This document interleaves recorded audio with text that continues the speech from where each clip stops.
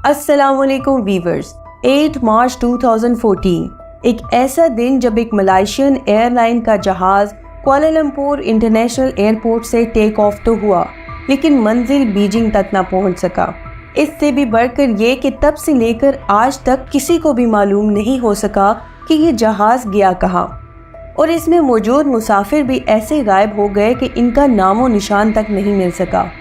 क्या आपने कभी सोचा है कि आप एक मुल्क से दूसरे मुल्क जाने वाली एक नॉर्मल फ़्लाइट लें और एक रूटीन के सफ़र का आगाज़ हो जाए, लेकिन टेक ऑफ के बाद वो जहाज़ कहीं फ़िज़ा में ही गायब हो जाए और सालों बाद भी उस जहाज़ और उसमें मौजूद मुसाफिरों का कुछ पता न चल सके। ऐसा सोचते हुए भी इंसान के रोंगटे खड़े हो जाते हैं। लेकिन आपको बताते चलें कि हमारी आज की वीडियो में हम आपसे एयरलाइंस की दुनिया के एक ऐसे ही मिस्ट्री केस का जिक्र करने जा रहे हैं जिसकी हैरान कुन तफसीलात इंसान की अक्ल दंग करने के लिए काफ़ी है। लेकिन इस सबसे पहले मेरी तमाम देखने वालों से रिक्वेस्ट है कि वो हमारे चैनल ग्लोबल इन्फो को सब्सक्राइब करें और साथ बने बेल आइकन को प्रेस करें।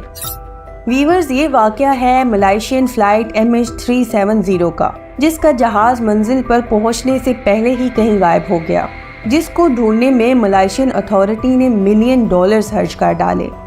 मार्च 2014 यानी आज से 10 साल पहले मलाइशियन एयरलाइन MH370 को कुआलालंपुर से टेक ऑफ करके चाइना के कैपिटल बीजिंग तक जाना था। इस फ्लाइट में 2 पायलट्स, 10 क्रू मेंबर्स और 227 पैसेंजर्स मौजूद थे। इनमें से ज़्यादातर पैसेंजर्स का ताल्लुक चाइना से था। बताया जाता है कि दोनों पायलट्स नहायत तजुर्बाकार थे। इनमें से एक 53 इयर्स के ज़हारी अहमद शाह और दूसरे 27 इयर्स के को पायलट फारिक अब्दुल हमीद थे। ये सब एक 11 साल पुराने बोइंग 777 जहाज पर सवार थे, जो हर लिहाज से फिट था।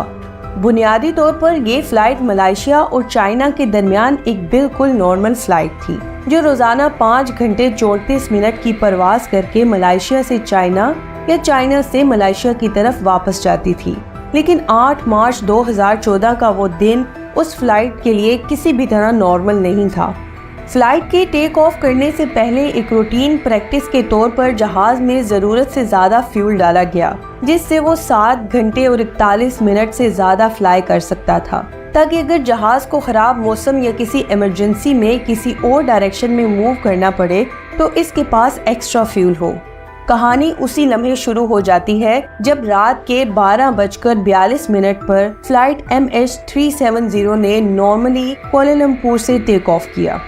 Pilot Zaharie Ahmad Shah take off से पहले और इसके बाद भी अपने एयर ट्रैवल कंट्रोल टावर से डायरेक्ट राब्ते में थे। टेक ऑफ करते ही जहाज ने अपनी डायरेक्शन साउथ चाइना सी की तरफ कर दी और ठीक 20 मिनट बाद यानी रात के 1:09 पर जहाज में लगे ट्रांसपोंडर ने अपनी current GPS location Kuala Lumpur air traffic control के रडार को भेज दी। ये ट्रांसपोंडर का ऑटोमेटिक फंक्शन होता है, जो वक्फे के बाद अपनी करंट लोकेशन करीबी रडार तक पहुंचाता रहता है। रात के 1:19 पर कुआलालंपुर ने आखिरी बार ज़हारी अहमद से राब्ता किया और फ्लाइट MH370 को वियतनाम के शहर हो ची मिन्ह के कंट्रोल टावर से राब्ता करने का कहा गया। पायलट ज़हारी अहमद शाह ने इस मैसेज के जवाब में ओके लिखकर गुड नाइट कहा, और यही वो लम्हा था जब इनका ये मैसेज MH370 से रिसीव होने वाला आखिरी मैसेज था। वीवर्स, उस वक्त तक फ्लाइट को टेक ऑफ किए तकरीबन 40 मिनट गुजर चुके थे। अमूमन ऐसा होता है कि जब तक जहाज अपनी मंजिल तक नहीं पहुंचता, वो अपने रास्ते में आने वाले किसी भी एयरपोर्ट के एयर ट्रैफिक कंट्रोल टावर से कांटेक्ट में रहता है, और यहाँ भी कुछ ऐसा ही होना था। लेकिन सब कुछ जो अभी तक मामूल के मुताबिक चल रहा था वो अब गैर मामूली होने लगा। अपने आखिरी मैसेज के ठीक 3 मिनट बाद यानी रात के 1:21 पर फ्लाइट MH370 अचानक रडार से गायब हो गई। यानी कुआलालंपुर और वियतनाम दोनों के रडार से जहाज पूरी तरह से गायब हो चुका था। आपको ये बताते चले कि ये बात कुआलालंपुर टावर के लिए बिल्कुल नॉर्मल थी, क्योंकि इनके मुताबिक फ्लाइट वियतनाम के स्पेस में एंटर हो चुका था और उसी वजह से उनके रडार से गायब था। लेकिन जब हो ची मिन्ह कंट्रोल टावर ने फ्लाइट को अपने रडार से गायब होते देखा तो उन्हें किसी गड़बड़ का शक हुआ। लिहाजा उन्होंने पायलट से हैरियत मालूम करने के लिए वायरलेस किया, जिसका कोई जवाब मौसूल नहीं हुआ। अगले 18 मिनट तक हो ची मिन्ह टावर फ्लाइट से कांटेक्ट करने की कोशिश करता रहा, लेकिन पायलट की तरफ से कोई जवाब न आया। इसलिए हो ची मिन्ह टावर के स्टाफ ने फौरी तौर पर कुआलालंपुर टावर से राब्ता किया और इनको इस एबनॉर्मल सिचुएशन से आगाह किया। इस सब में सुबह के 6:15 हो चुके थे और ये वो ही वक्त था जब फ्लाइट ने बीजिंग में रूटीन की तरह लैंड होना था। एक उम्मीद ये की जा रही थी कि शायद जहाज अपने वक्त पर बीजिंग एयरपोर्ट पर लैंड कर जाए, लेकिन ऐसा नहीं हुआ।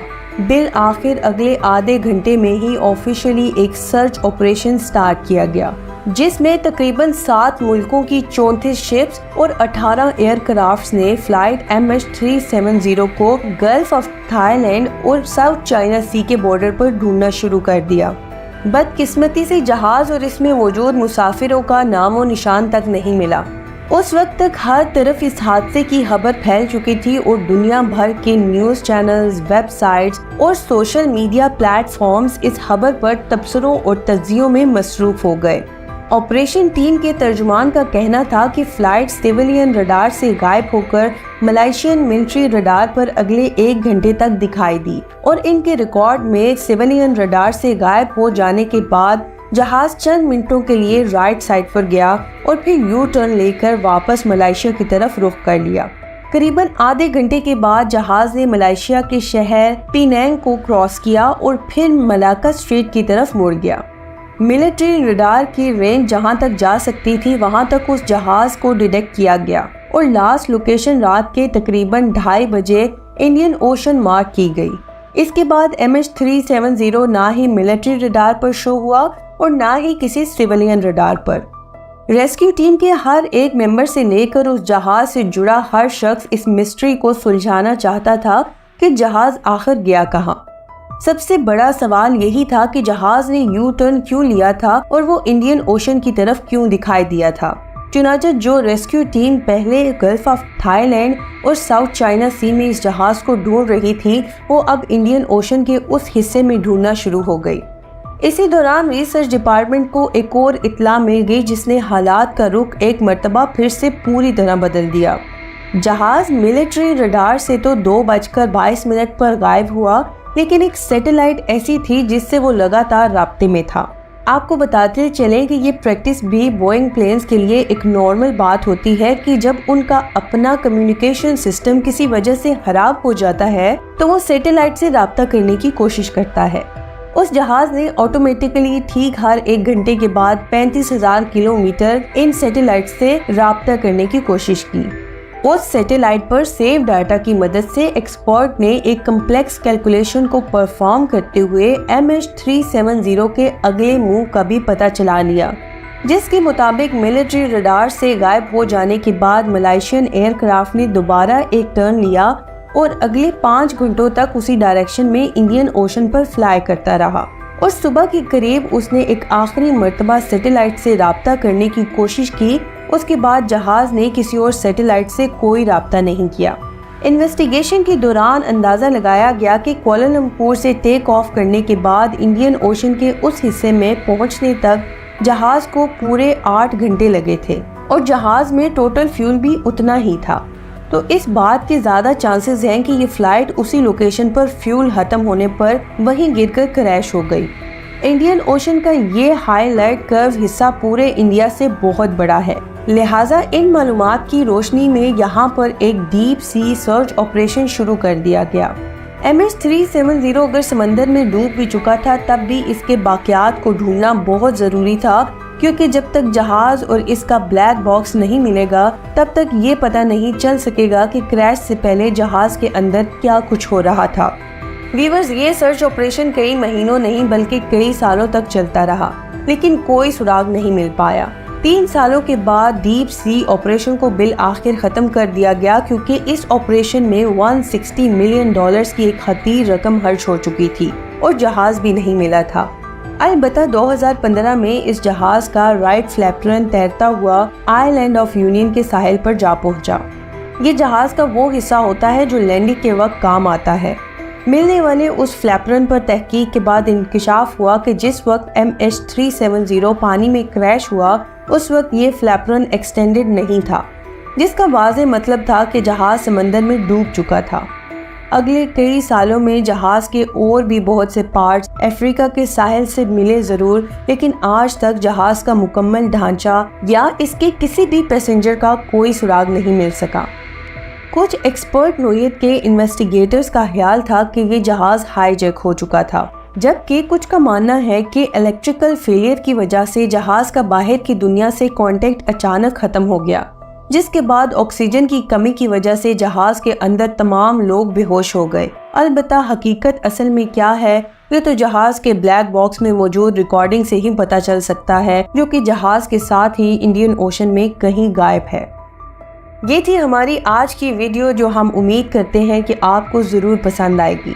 मुलाकात होती है आपसे अगली वीडियो में। तब तक के लिए हमारे चैनल ग्लोबल इन्फो को सब्सक्राइब करें और वीडियोस को लाइक और शेयर करें।